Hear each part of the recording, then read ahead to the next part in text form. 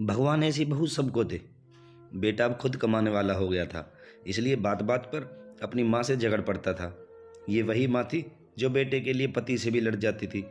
मगर अब अपने खुद के पैरों पर खड़ा बेटा पिता के कई बार समझाने पर भी अनसुनी कर देता और कहता, यही तो उम्र है शौक करने की, खाने पीने की, ओढ़ने पहनने की। जब आपकी तरह मुंह में दांत और पेट में हाथ नहीं रहेंगे तो क्या खाक शौक करूंगा। लेकिन बहू कोमल, जो कि एक भरे पूरे परिवार से आई थी, इसलिए बेटे की गृहस्थी में अच्छी तरह से रम गई थी। बेटे की नौकरी अच्छी थी तो फ्रेंड सर्कल उसी हिसाब से मॉडर्न था। बहू को अक्सर वह पुराने स्टाइल के कपड़े छोड़कर नए और मॉडर्न जमाने के कपड़े पहनने को कहता था, लेकिन बहू कोमल मना कर देती थी। तो बेटा कहता कि कमाल करती हो यार कोमल तुम, आजकल सभी ऐसा करते हैं, ऐसा पहनते हैं, ये खाते हैं, वो खाते हैं, यहाँ जाते हैं, वहाँ जाते हैं, और तुम हो कि अभी भी पुराने रीति रिवाजों में उलझी हुई हो। क्वालिटी लाइफ जानती ही नहीं तुम क्या होती है। बहू कोमल बोली, मुझे जानना भी नहीं है क्वालिटी लाइफ क्या होती है। मैं तो इस बात में यकीन रखती हूँ कि आज पापा अचानक आईसीयू में एडमिट हुए थे, हार्ट अटैक आया था। डॉक्टर ने पर्चा पकड़ाया, 3 लाख और जमा करने थे। 1.5 लाख का बिल तो पहले ही भर दिया था, मगर अब ये 3 लाख भारी लग रहे थे। पति बाहर बैठा सोच रहा था कि अब क्या किया जाए। कई दोस्तों को मदद के लिए फ़ोन भी घुमाया, लेकिन किसी ने मदद नहीं की।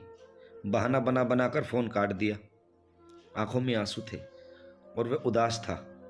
तभी कोमल खाने का टिफ़िन लेकर आई और बोली, अपना ख्याल रखना भी ज़रूरी है, ऐसे उदास होने से क्या होगा, हिम्मत से काम लो। बाबूजी को कुछ नहीं होगा, आप चिंता मत करो। कुछ खा लो, फिर पैसों का इंतज़ाम भी तो करना है आपको। मैं यहाँ बाबूजी के पास रुकती हूँ, आप खाना खाकर पैसों का इंतज़ाम कीजिए। पति की आंखों से टप टप आंसू झरने लगे। कहा ना, आप चिंता ना कीजिए। जिन दोस्तों के साथ आप मॉडर्न पार्टियां करते हैं, आप उनको फ़ोन कीजिए, देखिए तो सही कौन कौन मदद के लिए आगे आता है। पति खामोश और सूनी निगाहों से जमीन की तरफ देख रहा था कि कोमल का हाथ उसकी पीठ पर आ गया और वो पीठ को सहलाने लगी।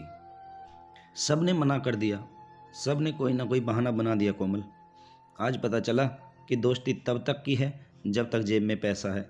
किसी ने भी हाँ नहीं कहा, जबकि उनकी पार्टियों पर मैंने लाखों रुपए उड़ाए हैं आज तक। इसी दिन के लिए बचाने को तो माँ बाबा कहते थे। खैर कोई बात नहीं, आप चिंता ना करो, हो जाएगा सब ठीक। कितना जमा कराना है? पति ने कहा, अभी तो तनख्वाह मिलने में भी समय है, आखिर चिंता कैसे ना करूं कोमल।